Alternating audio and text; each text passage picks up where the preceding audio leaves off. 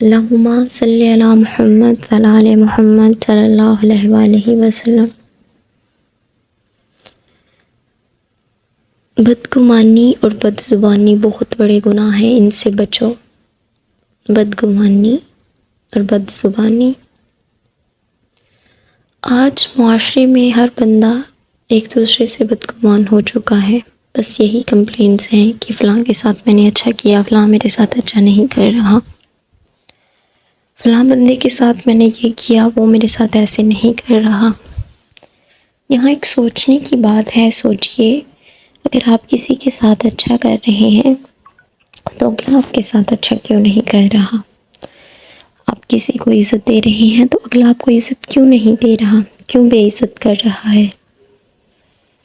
ایک دفعہ آپ کسی سے اچھے اخلاق سے پیش آئیں، اگلا برے اخلاق سے پیش آئے، دوسری دفعہ آپ پھر اچھے سے پیش آئیں، وہ برے سے پیش آئے، تیسری دفعہ آپ اچھے اخلاق سے پیش آئیں، وہ پھر برے سے پیش نہیں آ سکتا۔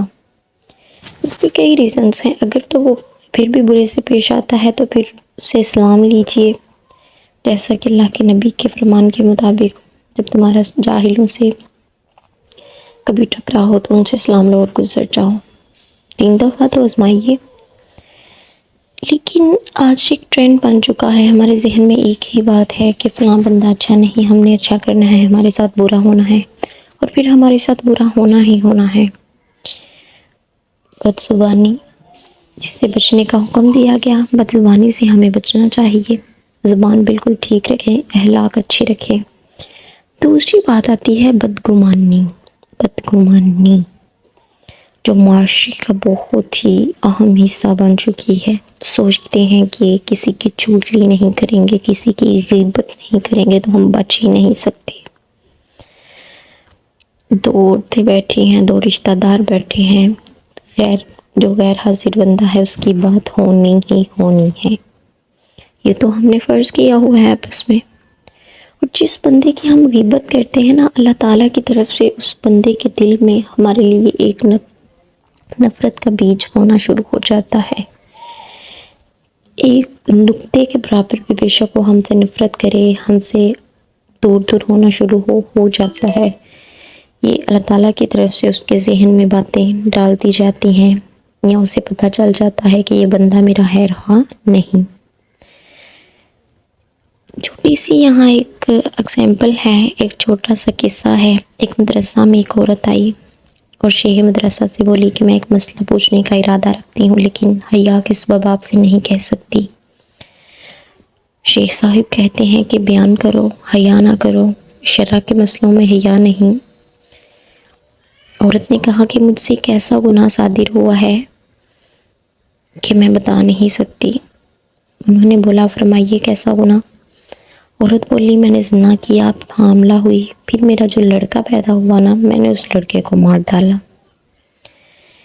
اس بات کو سن کر جو حاضرین تھے، شیخ صاحب تو چپ رہے، جو حاضرین تھے، سننے والے تھے، وہ بہت تعجب کی نظروں سے اسے دیکھنے لگے کہ اس عورت نے اتنا بڑا گناہ کیا اور ہم سب کے سامنے بیان بھی کرنا شروع کر دیا۔ شیخ صاحب نے بھی ذرا سا فیل نہیں کیا، ہمارے سامنے بولا کہ بولیے۔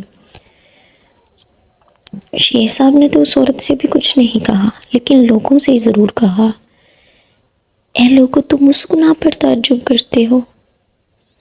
سمجھو کہ غیبت جو گناہ ہے اس سے زیادہ ہے، کیونکہ زنا کرنے والا جب اس نے گناہ کر لیا، اللہ سے توبہ کر لی، اللہ اس کی توبہ قبول کر لیتا ہے، لیکن جو بندہ غیبت کرتا ہے، توبہ کرے تو اللہ تعالیٰ پھر بھی اسے معاف نہیں کرتے، کیونکہ یہ اللہ تعالیٰ کا معاملہ نہیں ہے، یہ تو معاملہ اس بندے کا ہے جس کی اس نے غیبت کی ہے۔ معافی تو اسے تب ہی ملے گی جب وہ اس بندے سے جا کے معافی مانگے جس کی انہوں نے غیبت کی ہوگی۔ لہٰذا معاشرے میں انتشار، فساد، بے روزگاری، اتنے اور مسائل ہیں، اس چھوٹے سے مسئلے سے ہم بچ کیوں نہیں سکتے؟ ہر ایک کی لائف ہے، اسے اپنے حساب سے سپینڈ کیوں نہیں کرنے دے سکتے؟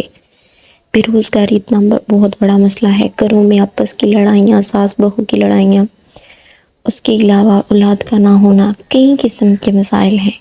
جب ہم انہیں فیس کر رہے ہیں تو ہم دوسروں کی زندگی میں اگر انٹرفیئر نہ بھی کریں تو کیا ہمارا گزارا نہیں ہو سکتا؟ کیا ہم معاشرے کو اس گناہ سے پاک نہیں کر سکتے؟ یقیناً کر سکتے ہیں۔ جب ہم یہ کام چھوڑ دیں گے تو یقیناً ہماری زندگی میں بھی سکون ہوگا اور بڑے ہمارے مسائل حل ہو جائیں گے۔